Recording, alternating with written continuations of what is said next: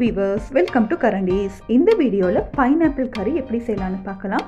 இது variety rice, அப்புறம் நான் சப்பாத்தி எல்லாத்துக்குமே ஒரு நல்ல ஒரு சைட் டிஷ்ஷா யூஸ் பண்ணிக்கலாம். முதல்ல ஒரு அன்னாசி எடுத்து அதை க்ளீன் பண்ணிட்டு இந்த மாதிரி சின்ன சின்ன பீசஸா கட் பண்ணி எடுத்துருக்கேன். நான் இந்த அன்னாசில உள்ள மிடில் பார்ட்டையும் யூஸ் பண்ணிக்கிறேன். உங்களுக்கு விருப்பம் இல்லைன்னா நீங்க அதை அவாய்ட் பண்ணிடலாம். அடுத்ததா இதுக்கு தேவையான அளவு உப்பு, அடுத்ததா சீனி ஒரு 2 டேபிள் ஸ்பூன் மாதிரி ஆட் பண்ணிக்கிறேன். சீனி உப்பு இது ரெண்டையும் எல்லா பக்கமும் கோட் ஆகிற மாதிரி நல்லா மிக்ஸ் பண்ணதுக்கு அப்புறமா ஒரு 30 மினிட்ஸ்லேருந்து 1 hour வரைக்கும் இதை நீங்கள் மேரினேட் பண்ணி வச்சுக்கலாம். அடுத்ததாக 1 ஹவருக்கு அப்புறமா நான் ஒரு பேனில் ஆயில் போட்டுக்கிறேன்.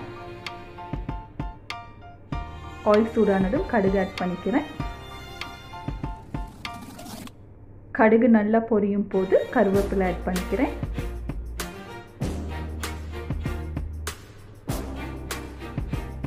அடுத்ததா பூண்டு, இஞ்சி, அப்புறம் கராம்பு, ஏலம், பட்டை இது எல்லாத்தையும் இந்த மாதிரி க்ரஷ் பண்ணிட்டு சேர்த்துக்கிறேன். சேர்த்துட்டு இதை நல்லா சாட்டே பண்ணிக்கலாம்.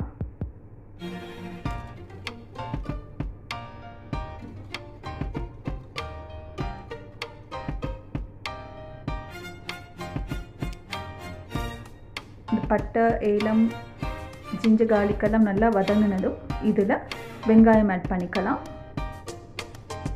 ஆட் பண்ணிட்டு நல்லா மிக்ஸ் பண்ணிக்கோங்க. இந்த வெங்காயம்லாம் நல்லா வதங்குற வரைக்கும் குக் பண்ணிக்கலாம்.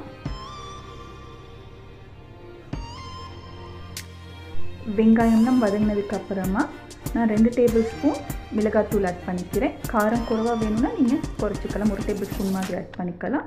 அடுத்தது 1 table spoon garam masala add பண்ணிக்கிறேன். ரெண்டையும் சேர்த்துட்டு நல்லா மிக்ஸ் பண்ணி எடுத்துக்கோங்க. நல்லா மிக்ஸ் பண்ணதுக்கு அப்புறமா நம்ம மேரினேட் பண்ணியிருக்க அன்னாசியில் இந்த மாதிரி ஜூஸ் இருக்கும், அதை ஆட் பண்ணிக்கோங்க. முதல்ல ஜூஸை மட்டும் ஆட் பண்ணிக்கோங்க. ஆட் பண்ணிவிட்டு இதை நல்லா மிக்ஸ் பண்ணிக்கோங்க. இதெல்லாம் நல்லா பாயில் ஆகிற வரைக்கும் குக் பண்ணிக்கலாம். இப்போ பார்த்தீங்கன்னா நல்லா இந்த மாதிரி பாயில் ஆகும்போது இந்த அன்னாசியெல்லாம் ஆட் பண்ணிக்கலாம். ஆட் பண்ணிவிட்டு இந்த மசாலாலாம் கோட் ஆகிற மாதிரி நல்லா மிக்ஸ் பண்ணி விடுங்க.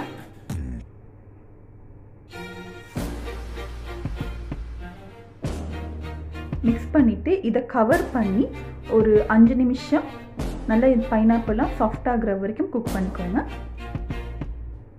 இப்போ பார்த்தீங்கன்னா ஒரு 5 நிமிஷத்துக்கு அப்புறமா ஓப்பன் பண்ணுறேன். நல்லா குக் ஆகியிருக்கு. அடுத்ததாக தேங்காய் பால் 1 கப் மாதிரி ஆட் பண்ணிக்கலாம். நல்லா திக்கான தேங்காய் பால் ஆட் பண்ணிக்கோங்க. ஆட் பண்ணிவிட்டு நல்லா மிக்ஸ் பண்ணி விட்டுக்கோங்க.